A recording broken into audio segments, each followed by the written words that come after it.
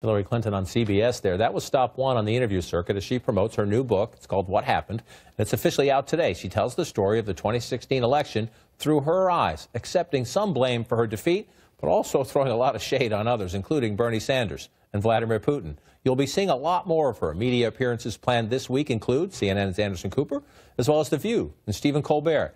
Even a lot of Clinton loyalists wish she would go quietly and not stir up these old fights.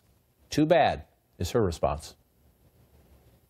Well, they don't have to buy my book, and they can turn off the radio when they hear me talking. I'm not going anywhere.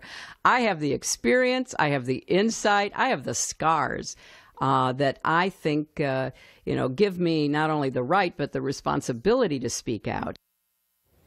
It's an interesting debate when you talk especially to Democrats, including a lot of people really close to Hillary Clinton for years. Maybe it's their own therapy, but a lot of them are just like, no, stop, please. Right. No doubt. And, I think she's right there. Of course she can speak. She can speak her mind. The leaders and the party elders always speak. More interesting to me is how much it's easy for her to talk about Donald Trump.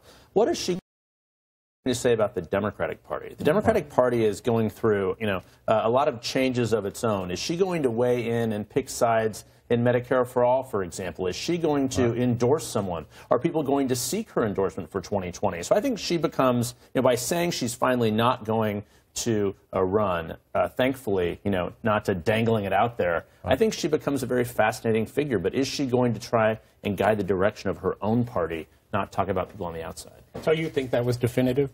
I think it was. It's definitive enough for me. There's still a chance. It's a lot of Democrats are rolling their eyes, obviously, around town. But I think one thing they're happy about is that it's also happening now, that this book isn't coming out maybe next year when it would be part of the bigger political debate. So it's good to get it over with.